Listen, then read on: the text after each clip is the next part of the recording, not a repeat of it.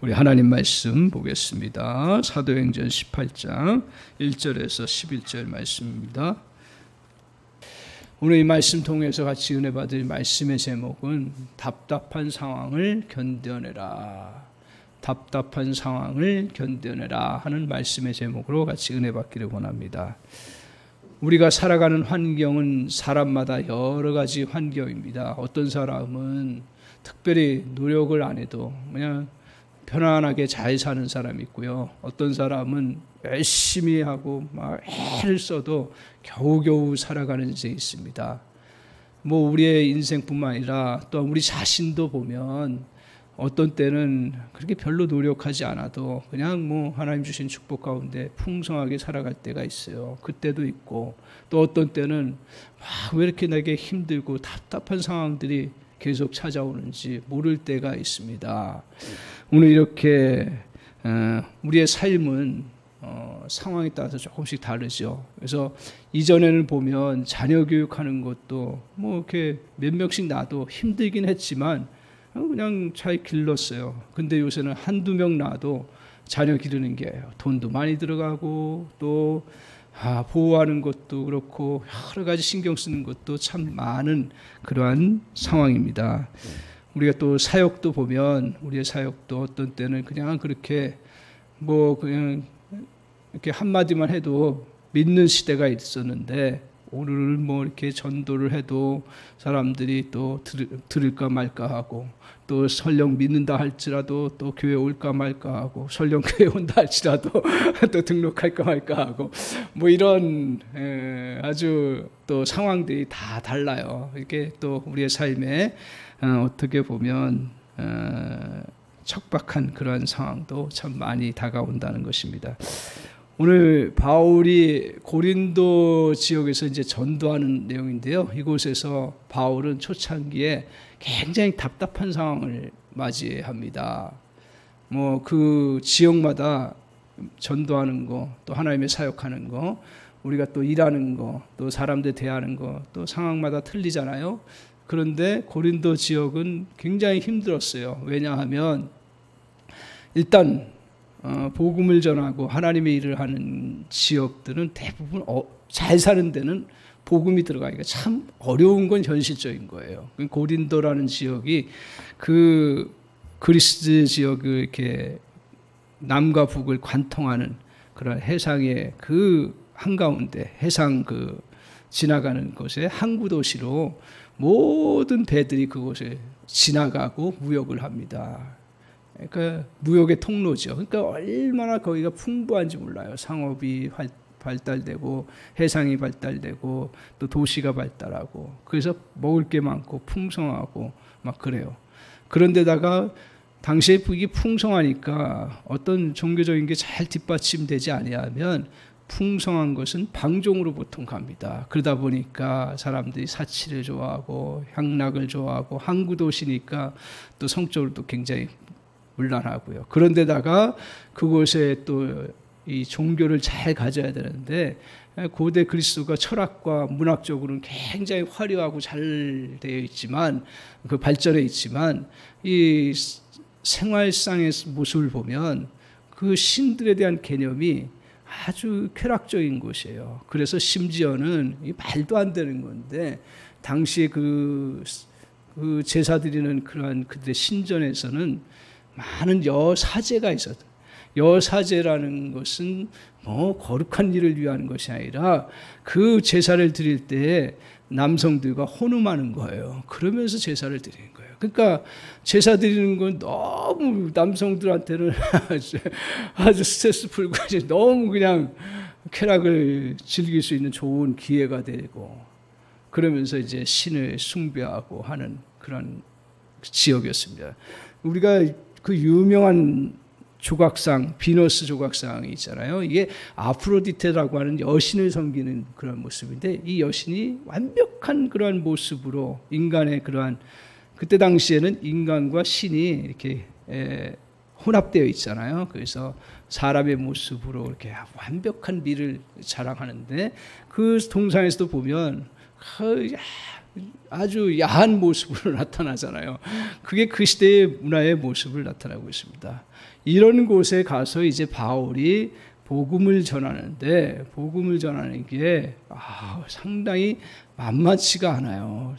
계속 답답한 상황, 바울이 사역자로서 대단한 사역자지만 그런 답답한 상황을 계속 이곳에서, 고린도 지역에서 보냅니다. 그러면서 이 말씀을 통해서 하나님께서 믿음의 사람들은 바울에게만 그 답답한 게 아니라 믿음의 사람들에게도 답답한 상황이 있을 때 우리는 어떤 신앙의 반응을 이루어 가야 되는가, 하나님 어느 것을 원하시는가, 하나님 그런 상황 속에서 어떻게 인도하시는가를 오늘 본문에서 잘 말씀하고 있습니다. 그래서 오늘 우리가 이 말씀을 통해서 우리의 삶 속에 답답한 일들 당했을 때 그때에 어떻게 해야 되는가를 잘 깨닫게 하시고 알려주시는 귀한 말씀이다. 저는 그렇게 믿습니다. 그래서 오늘 이제 저와 여러분이 이 답답한 상황을 이겨나가려고 할 때 어떻게 해야 되는가 두 가지로 말씀하고 있습니다. 첫 번째는 뭐냐면 기억하십시오.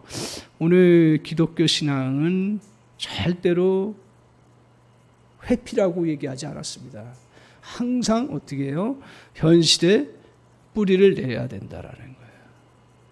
그러니까 현실에서 어떻게 해야 된다는 게 버텨야 한다라는 것입니다.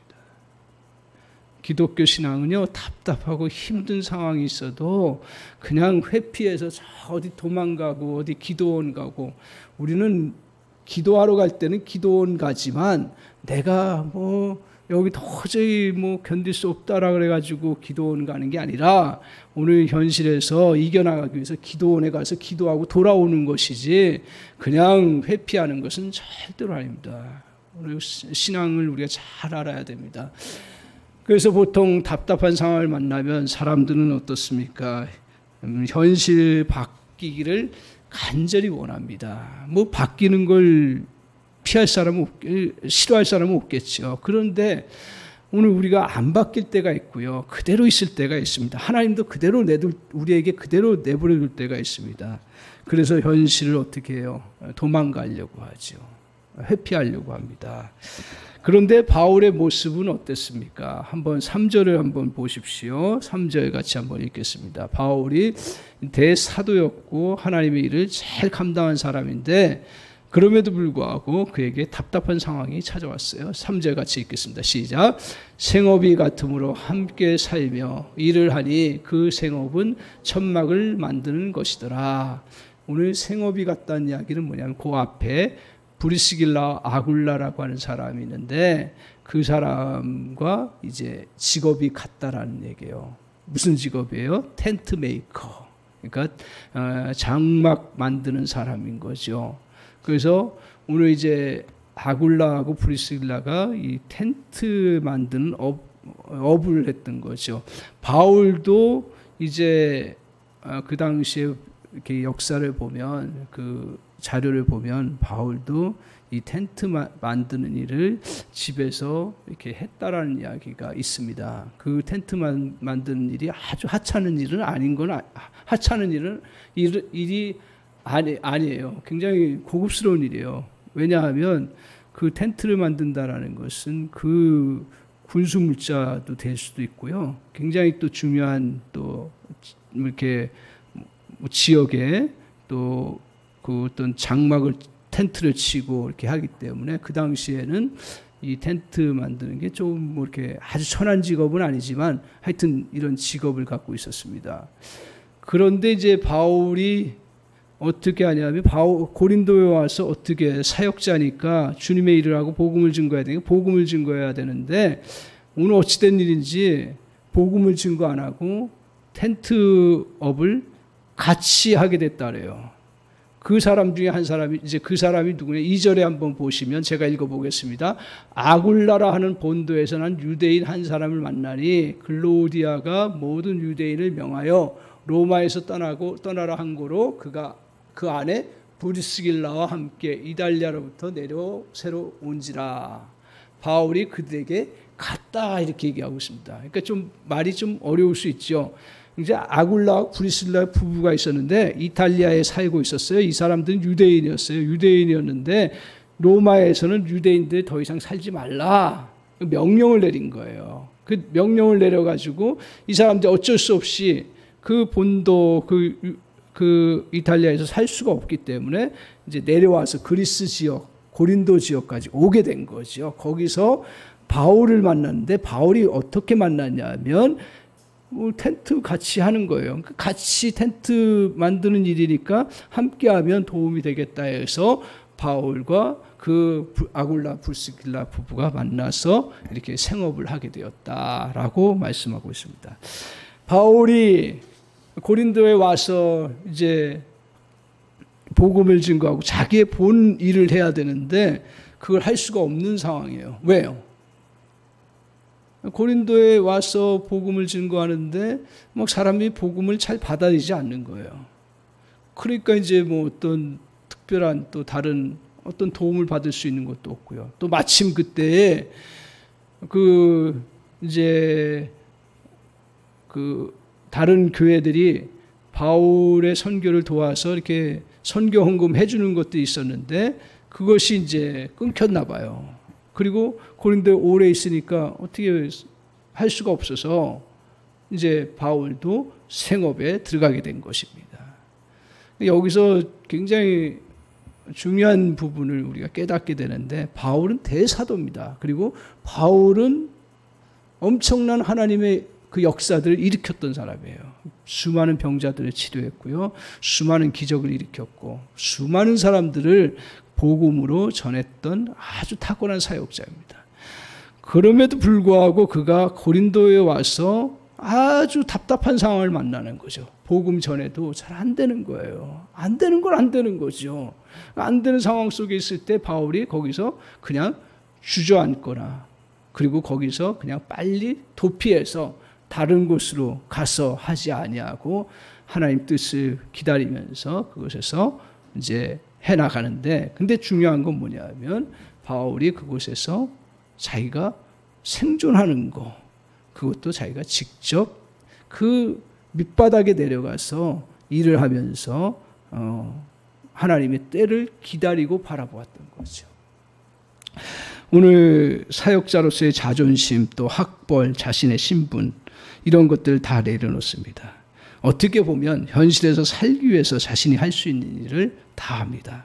이게 나쁜 게 아니에요. 우리가 현실에서 살기 위해서 일을 하는 거 아무리 사역자라도 그럴 때는 그렇게 해야 되는 거죠. 험악한 상황에서 자기 스스로 먹고 살 것을 배워야 했습니다. 그래서 결국 현실에서 버텨나가는 시간을 갖습니다. 바울은 영적인 능력과 기적의 역사를 일으키는 대사도였지만 하늘에서 사는 자가 아니었기에 먹고 살아야 하는 처지였습니다. 우리가 아무리 신앙이 좋아도 먹고 사는 건 사는 거예요. 그걸 나쁘게 보거나 이상하게 생각할 필요는 전혀 없습니다. 오늘 자신의 먹는 문제를 스스로 해결해야 하는 위치에 있게 됩니다. 이때에 불평하거나 원망하거나 탓하지 않습니다. 물론 하면서도 일을 똑같이 해도요. 원망하고 불평하고 하면서 할 수 있는데 바울은 그렇게 하지 않습니다. 이게 신앙인의 태도라는 거예요. 내 상황이 답답하고요. 막 나의 옷하고 어울리지 않아요. 힘들어요. 그럼에도 불구하고 진정한 그리스도인들은 뭐냐면 자기의 자존심 내려놓고 정말 여기서 내가 현실에 그 속에서 하나님의 은혜 아래에서 일들을 하면서 감당해 나가는 것이 믿음의 사람이에요. 절대로 회피하지 않습니다. 오늘 이렇게 그는 고린도를 떠나지 않아요. 그대로 현실에 적응하면서 뒤에 본문에 나오는데 1년 6개월이라는 오랜 시간을 보냅니다. 이것은 무엇을 말합니까? 어려움 때문에 현실을 회피하지 않는다는 것이에요. 현실의 조건을 바꾸려 하지 않고 현실을 받아들이고 그 속에서 중요한 건 뭐예요? 내가 해야 될 일을 하는 거예요. 세속적인 거라고 구별하지 아니하고 내가 지금 해야 될 일이 이거 지금 해야 될 일이다 하면 그걸 하는 거예요. 현실의 뿌리를 박아도요 불평하고 그리고 그 현실 속에서 또 그냥 아무것도 안 하는 것은 현실을 직면하는 게 아니고 현실 속에 뿌리 박는 게 아닙니다. 오늘 그리스도인들은 절대로 오늘 우리가 답답한 일을 만나도요, 불평하는 게 아니에요. 이런 설교하면서 제가 참 저도 부족하고 연약해서 가끔 그럴 때가 있는데 오늘 그걸 다 지우고요. 하나님 지금 내가 답답한 환경이어도 하나님 주신 환경이다. 이렇게 생각하고 감사하면서 내가 할 일을 최선을 다하고 감당해 나갈 때 새로운 역사가 이루어지는 줄 믿습니다. 왜 하나님이 그러면 그렇게 사랑하고 우리 사랑하세요. 하나님이 저와 여러분 엄청 사랑하세요. 기도할 때 보니 느끼는 것 중에 하나가 뭐냐, 내가 못 느끼는데 이렇게 평상시에 잘 못 느끼는데 기도할 때 보면 하나님이 얼마나 나를 사랑하시는구나. 세상적으로 볼 때는 아무것도 아닌 것 같아도 하나님이 엄청 여러분을 사랑하시, 저를 사랑하세요. 자녀를 사랑하듯이. 그런 하나님이 우리에게, 믿음의 사람들에게 답답한 환경을 종종 주실 때가 있어요. 왜 그럼 그렇게 주시는가요? 하나님을 믿으면 잘 된다고 제가 늘 말씀을 드렸습니다. 그러나 그 과정 속에 광야도 만나고 답답한 환경도 만나는 거예요. 그런데 오늘 믿고요, 우리 하나님은 우리에게 이 영적 생명 주셨잖아요. 특별히 육체적 생명도 마찬가지지만 그 육체적 생명이 어떻습니까? 어려운 환경, 답답한 환경, 척박한 환경에 있을 때 생명은 어떻게 돼요? 강건해진다라는 얘기예요. 영적 생명도요, 하나님 우리 진짜 사랑하기 때문에요, 우리에게 그냥 편안한 환경만 내버려 두지 아니하시고 더운 때도 허락하시고 추운 때도 허락하시고 막힌 상황도 그런데 우리 육체가 요새는 이제 많이 깨닫죠. 옛날에는 아프면 가만히 병원에 입원하라 그랬어요. 약 먹고 그대로 있으라 그랬어요. 제가 어렸을 때 들은 기억으로는. 그런데 지금 어떻습니까? 뭐 조금 약 먹고 회복되면 조금이라도 움직이세요. 조금이라도 뛰세요. 그렇게 권면을 해요. 다 의사들이. 이제 양심적이 된 거죠. 그전에 약 먹으면 낫는 줄 알았는데 우리가 낫는 것은 본질적으로 뭐냐, 약은 그 낫게 하기 위한 과정에서의 그 필요한 도움이지, 본질적으로 낫는 것은 여러분 하나님이 주신 육체가 다시 육체 안에 생명이 회복될 때는 거예요. 영적인 것도 마찬가지입니다. 영적인 것도 강건해. 그래서 몸이 찌뿌듯하면 가만히 집에 누워서 가만히 있는 게 아니라 오히려 한 바퀴 돌고 나오는 거예요. 오히려 몸이 약해지면 조금 내가 감당할 수 있는 범위 내에서 조금 더 나의 한계를 조금 더 넘어서 움직이는 거예요. 그래서 우리 한사람교회 성도님들 제가 늘 축복하는 것 중에 하나가 뭐냐, 하나님 앞에 서는 날까지 열심히 뜁시다. 할렐루야. 그게 진짜 사는 거예요. 진짜 주님 앞에서 우리가, 그래서 나이 들었다고 자꾸 뭐 그만한다, 뭐 안 한다, 이렇게 하지 마시고 하나님 주신 범위 내에서 내가 해야 될 일들을 하는 거예요. 그래서 제가 요새 후회하지 않아요. 제가 50대, 53세 때 막 답답한 상황이 왔을 때, 그때 하나님이 마음속에, 야, 너 그렇다고 주저앉지 마라. 뭐 할 일을 해라. 그런 마음을 주셨어요. 그래서 지금 해보니까 제가 그때서 배운 것들이 조금씩 이렇게 이제 효력을 발휘하는 그러한 시간들. 만약에 내가 50 넘어서 뭘 하냐 하고 안 했다 그러면 아무것도 못했을 거예요. 뭐 그렇다고 제가 잘하는 건 아닌데, 하나님이 이렇게 우리의 삶에 답답한 상황 속에서도 현실에 감사하면서 움직여 나가는 그러한 자세가 필요해요. 왜? 우리의 생명력, 믿음을 더 강건하게 하기 위해서. 그래서 역사를 보면요, 제가 책을 보면서 또 이렇게 강의를 들으면서 깜짝 놀란 게 뭐냐면, 세계 역사를 우리는 서양 중심으로만 보았잖아요. 근데 이분 할둔이라고 하는 역사, 아주 묻혀있지만 유명한 역사가예요. 이분 할둔이라고 하는 이 역사가 무엇에 대해서 역사를 썼냐면, 그 유목민 중심의 역사를 다시 이렇게 조명해 본 거예요. 뭐 그들의 문제점도 많지요. 있는 입장에서는 이렇게 도시에 살고 있는 입장에서는 유목민들이 침략하고 어려움을 준 요소도 있지만, 그런 이분이 초점을 맞춘 건 뭐냐면, 그 도시가 형성되고 국가가 형성된 힘이 어디서 나오느냐? 그건 바로 유목민들의 집단 결속력에서 나온다. 이렇게 얘기를 해요. 그러면서 그 유목민들이 세계를 그 유목민들이 도시를 만들고 국가를 만드는 일들을 많이 했다라는 얘기죠. 그래서 중국 역사를 보면 유목민들이 몽골 쪽에도 있고 또 그 중앙아시아 쪽도 있고 저 서아시아 쪽도 이렇게 크게 유목민 있다고 이야기를 하더라고요. 근데 몽골의 그 지역의 유목민 중에 유목민들이 나타나서 이제 그 세계 역사를 만들어 가는데 그 중국 속에 보면 어떤 일들이 있었냐면 그 유목민들에서 나라가 바뀐 것이 어디냐면 북이 또 요나라, 금나라, 원나라, 청나라, 만주족 같은 경우요. 그게 다 유목민 출신들이라고 합니다. 그런데 이들이 그 유목 생활하면서 강해지고 힘이 있을 때 도시를 건설하고 나라를 건설해야 돼. 근데 이 사람들이 도시를 건설하고 나라를 건설하는데 안에 머물다 보니까 약해져 버리는 거예요. 그러니까 다른 유목민의 지배를 받는 거죠. 힘의 원리가 이렇다라는 것을 그 책에서 보여주고 있습니다. 제가 이것을 보면서 이게 무슨 의미일까? 척박한 환경은 강하게 성장시키는 통로가 된다는 사실을 역사적으로 보여준다라는 거예요. 그래서 우리가 어려운 환경, 척박한 환경, 답답한 환경에 대해서 너무 불평을 갖지 말고 하나님께서 우리에게 어떻게 보면 더 우리에게 영적 생명력과 육체적인 생명력을 강하게 해주시는 그러한 통로라는 거죠. 그래서 우리가 착각하지 말아야 되는 것 중에 하나가 뭐냐면 우리의 삶이 좋은 조건에서야 행복이 온다고 생각하면 안 된다는 거죠.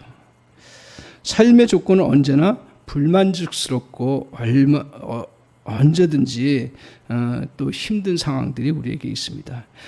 최적의 조건에서 살아가는 사람은 아무도 없습니다. 진정한 행복은 삶의 조건을 잘 하나씩 극복해 나가면서 하나님의 은혜 가운데 살아가는 데 있습니다. 생명력이 충만하면 모든 악조건을 뛰어넘습니다. 그래서 우리 육체도 보면 내가 자꾸 외부 그냥 온실 속에서만 살려고 그렇게 생각하면 몸은 더 약해지는 거고요. 오히려 조금 내가 춥지만 그 추운 겨울에도 움직이고 바깥에 활동하면 몸은 더 강건해지는 그런 일이 있다라는 거예요. 그게 무슨 말입니까? 오늘 우리의 생명력을 더 강건하기 위해서 환경을 너무 그것을 불평하고 그것을 탓하지 말고 오히려 그것을 잘 활용하는 그러한 자세가 필요한 거죠. 오늘 바울은 이렇게 현실이 어렵지만 현실에 뿌리를 내리고 영성을 갖고 하나님 앞에서 인도하시는 대로 나아갔습니다. 그런데 그때 하나님께서는 그럼 가만히 계시느냐? 그렇지 않습니다. 이때 놀라운 건 뭐냐면 오늘 바울이 현실에 적응하면서 아무것도 열매를 맺는 것 같지 않는데 나중에 보니까 어떻게 돌아와 보니까 어때요? 그에게 가장 중요한 사람을 만납니다. 누구를 만나냐면 브리스길라와 아굴라를 만납니다. 많은 사람을 초창기에 얻지는 못했지만 정말 평생같이 함께 동역할 수 있는 브리스길라와 아굴라를 만났다라는 거예요. 여러분 힘들고 내가 사람들이 많이 나에게 협조하지 않고 사람 다 어떻게 없는 것처럼 보여도요. 그 어려운 환경 속에서 진실하게 하나님 앞에 일하고 그 감당해 나가면 하나님이 정말 귀한 사람을 만나게 해주시는 놀라운 축복이 있어요. 그게 있어요. 그걸 놓치지 마세요. 그래서 지금 어렵다고 해서 지금 힘든다고 해서 자꾸 그것 때문에 그 현실 속에 해야 될 일을 하지 아니하고 나아가면 하나님의 인도하심도 거기에서는 없어요. 오히려 그 속에서 정말 하나님께서 브리스길라 아굴라 부부를 만나게 하시기 위해서 어떻게 보면 이런 환경을 허용하셨다. 이렇게 봐도 틀린 말이 아닙니다. 그러면서 또 하나 중요한 건 뭐냐면 5절을 한번 보세요. 5절 한번 같이 한번 읽어보겠습니다. 하나님은 사람만 이렇게 만나고 끝나지 않더라고요. 자, 5절 한번 보겠습니다. 같이 읽겠습니다. 시작. 실라와 디모데가 마게도냐로부터 내려오매 바울이 하나님의 말씀에 붙잡혀 유대인들에게 예수는 그리스도라 밝히 증언하니. 자, 보세요. 이렇게 이제 어려운 현실 속에서 정화하다 보니까 어느덧 자기 동역자인 실라와 디모데가 마게도로부터 내려와요. 성경에 자세히 설명 안 해요. 근데 바울이 어떻게 했냐면 하나님의 말씀에 붙잡혔다 그랬어요. 이걸 두 가지로 해석할 수가 있습니다. 아, 그래, 바울은 대단한 사역자이기 때문에 항상 말씀에 붙잡혀서 이렇게 하는데 오늘 말씀에 붙잡혀서 말씀으로만 해나갔다 이렇게 보고요. 또 하나는 어떤 해석을 보냐면 뭐라고 보냐면 이때 바울이 생업을 하면서 조금 전념하지 못할 수 있잖아요. 말씀 증거하는 일에 생업을 하다 보니까. 그래서 주일 안식일마다 이렇게 복음 전하고 했지만 전적으로 못했는데 이제는 바울과 실라가 내려와서 그 선교 헌금과 이 빌립보 교회가 잘 돕는 교회가 됐어요. 그래서 아마 그 자세한 내용은 여기서 얘기하지 않는데 그 바울과 실라가 내려와서 자기가 풀로 사역할 수 있는 그러한 경제적 상황이 돼버린 거예요. 뭘 말합니까? 그래서 말씀에 온전하게 그냥 말씀만 증거할 수 있는 그 길이 이제 환경이 되었다라는 것으로 보는데 저는 두 번째로 해석하고 싶어요. 두 번째. 첫 번째 왜 그러냐면 바울은 항상 주님의 말씀 가운데 붙잡혀서 살았어요. 그죠? 근데 새삼스럽게 저기서 하나님의 말씀에 붙잡혀서 했다라는 이야기. 바울과 실라와 디모데가 와서 그 다음에 온전히 말씀에 붙잡혔다는 이야기는 말씀 사역에 전념해 나갔다라는 거죠. 그 말은 뭡니까? 하나님은 이렇게 현실 어려운 상황 속에 이렇게 있을 때 그 속에서 자기가 현실의 뿌리를 받고 그 속에서 열심히 해나갈 때 사람만 만나게 하지 아니하시고 그 어려운 환경 속에서 풍성함을 누릴 수 있도록 하나님이 길을 열어주신다라는 거예요. 오늘 이 말씀 보면서 그래 하나님, 우리 주님은 우리에게 나 몰라라 하지 않으세요. 필요한 사람도 붙여주시고요. 필요한 여러 가지 환경도 열어주시지만 하나님이 이렇게 필요할 때는 물질도 제공해 주신다. 저는 그렇게 확신해요. 그러니까 하나님 앞에서 우리가 믿음 안에서 이렇게 나아가면 두려워하지 마시고요. 또 답답하다고 해가지고 인생 끝날 것처럼 막 그냥 안달반달 하지 말고 하나님 주관해 주신다. 역사해 주신다.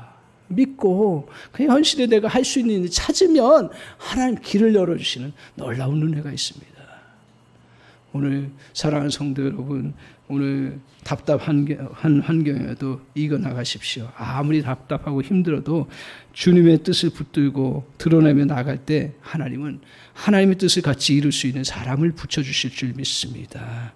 답답한 환경에서도 하나님이 나를 위해 꼭 필요한 사람과 물질을 또 하나님이 허락해 주신다는 사실을 꼭 기억하시고요. 척박한 환경이어도 겁내지 말고 담대히 부딪히십시오. 우리 주님이 필요한 것을 주실 줄 믿습니다. 두 번째로 오늘 우리에게 답답한 일을 당할 때 조심해야 될 것 중에 하나가 있습니다. 제가 겪어보니까요. 사역자도 계속 답답한 상황에 당하면 어떤 현상이 오냐면 눌림 현상이 와요. 눌려요, 마음이. 그러니까 사역자뿐만 아니라 우리 성도님들도 계속 어려운 일들이 오고 답답한 일들이 있으면 자기도 모르게 눌려요. 그게 영적인 것이든 정신적인 것이든 육체적인 것이든 눌리는 현상들이 나타나요. 그 어느 때 특별히 나타나냐면 한번 보십시오. 6절을 한번 보세요. 바울이 이제 하는데 이제 이렇게 힘을 얻어서 그 답답한 상황 속에 좋은 사람도 만났고 또 이렇게 물질적으로도 공급받아서 열심히 하는데 어떤 결과가 나오냐면 6절에 한번 같이 보겠습니다. 시작. 그들이 대적하여 비방하늘 바울이 옷을 털면서 이르되 너희 피가 너희 머리로 돌아갈 것이요 나는 깨끗하리니 이후에는 이방인에게 가리라 하고. 자, 이제 바울이 유대인들을 향해서 고린도에서 계속 이제 다시 힘을 내서 전했어요. 근데 어떻게 됐어요? 그래. 복음 받아들이겠습니다. 감사합니다. 이렇게 하지 않았어요. 그 유대인들이 어떻게 해요? 대적했어요. 안 받아들이면 되지. 대적을 해요. 그러면서 또 어떻게 해요? 비방을 해요. 비방하면 견뎌나기가 어려워요. 사람이요, 잘 될 때는 비방해도요, 감당이 돼요, 어느 정도. 근데 어렵고 계속 힘든 상황 속에 있을 때 한마디 이게 잘못해봐요. 그게 막 마음에 꽂혀요. 그래서 힘든 사람한테는 절대로 그게 막 막 바른 말 한다 그래가지고 막 팍팍 하지 마세요. 그 사람 심리가 그래요.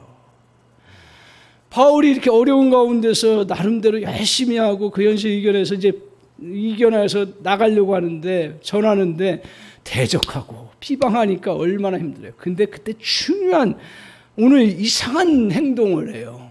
바울이 그런 분이 아니거든요. 근데 뭐라 그래요? 바울이 그 6절 중반에 보면 바울이 옷을 털어버려요. 옷을 털어버려요. 이거 어디서 성경에서 본 것 같지 않아요? 너희가 그 집에 가가지고 축복하고 전심해서 축복하고 사랑하고 막 그랬는데 안 받아들이면 어떻게 하라 했어요? 주님이 신발 털고 나오라 그랬잖아요. 그러니까 네가 할 역할 제대로 다 하고 완전히 했으면, 그래도 안 받아들이고 비방하면 그건 어떻게 할 수 없는 거예요. 근데 마음 약한 사람들이 내가 막 그냥 했는데 막 그렇게 하니까 이거 막 계속 상처를 받는 거예요. 눌려요. 그렇다고 해서 우리가 떳떳하게 하라는 얘기는 아니고, 오늘 주님이 말씀하신 것처럼 내가 최선을 다하고 섬겼는데 안 받아들이는데, 복음이라는 건 억지로 되는 게 절대로 아닙니다. 절대로 아니에요. 구걸해서 되는 거 아니에요. 거꾸로 우리가 사랑하는 마음으로, 참 이렇게 격려하는 마음으로 주님이 주시는 은혜가 어떻다라는 걸 알려줄 필요는 있지만 구걸하는 건 아니에요. 저는 그렇게 요새 이제 다시, 전에는 막 구걸했어요. 구걸했어요. 믿어주세요. 믿어주는 게 아니에요. 믿는 거예요. 그래서 바울이 어떻게 해요? 옷을 털어버려요. 그 사람들을 미워해서 한 게 아니라 더 이상은 나에게 거기서 내가 이 사람들에게 눌리지 않겠다라는 거예요. 그리고 너희 피가 너희 머리로 돌아갈 것이다. 나는 복음을 증거했고 사람을 살리는 그 생명의 그 복음을 증거했기 때문에 그 결과는 너희가 알아서 해야 될 것이다. 나 그것까지 책임 못 진다. 그런 의미예요. 그러면서 떠납니다. 근데 고린도를 떠나는 게 아니라 이 무리를 떠나는 거예요. 나를 계속 눌리게 하는 그 사람들을 떠나는 거예요. 그러면서 새로운 곳으로 가는 그런 모습을 보여줍니다. 오늘 바울이 이렇게 사람들 대할 때 우리는 끝까지 섬겨야겠죠. 끝까지 전도해야겠죠. 그러나 정말 내가 최선을 다하고 그리고 또 모든 걸 감당했는데도 불구하고 비방하고 비난하고 그러면서 내 때가 지나가고 자꾸 영적인 눌림의 현상으로 찾아올 때는 그것들은 오늘 우리가 어떻게 해야 되냐면 피해야 돼요. 그거는 피해야 돼요. 왜요? 같이 죽어요. 같이 죽어요. 그래서 오늘 바울이 어떻게 합니까? 이렇게 이제 떠나서 새롭게 나아갑니다. 그래서 저와 여러분에게도 어려운 상황이 오면 이게 자꾸 우리 생각이 눌리는 상황이 자꾸 와요. 그러면 그거 가지고 계속 고민한다고 해결되지 않습니다. 오히려 그럴 때는 하나님 주신 자연세계를 한번 나가는 거예요. 그리고 오히려 그럴 때는 그 생각을 뛰어넘고 하나님 안에서 하나님의 은혜의 세계를 찬양하는 거예요. 오히려.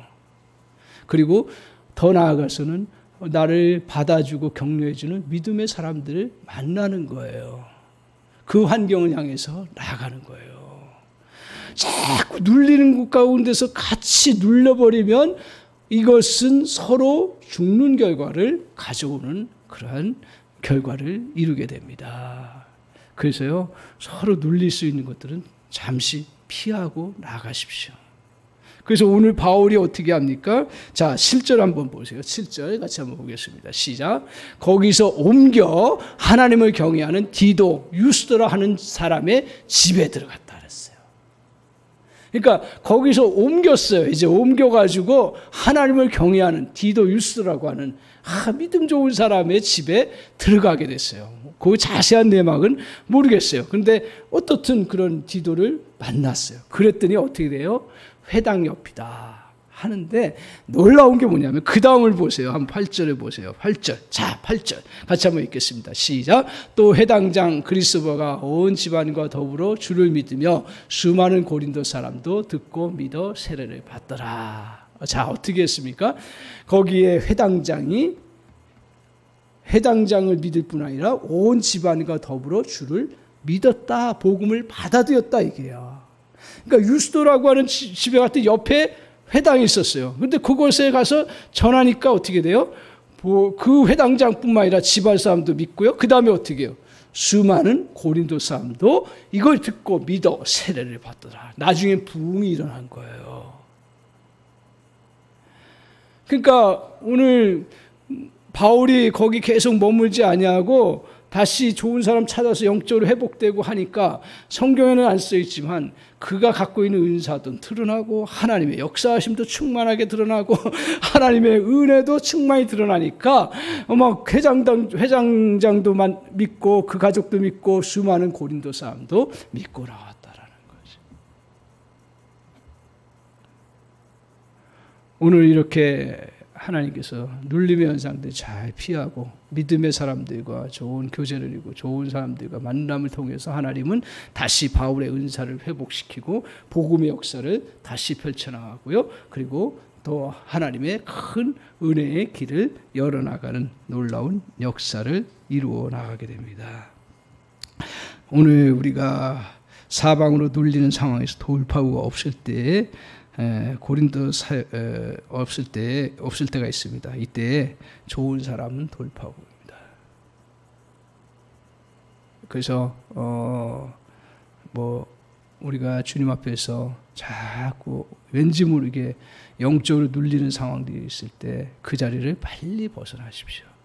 그리고 도움을 청하거나 또 같이 좋은 사람 만나서 교제를 하고 믿음의 사람들과 함께 나누는 그런 은혜가 있기를 바랍니다. 그래서 오늘 이렇게 나아갔을 때 가장 중요한 사실이 있습니다. 이렇게 눌릴 때 본질적으로 우리가 의지해야 될 건 뭐냐면 10절이에요. 10절 한번 보세요.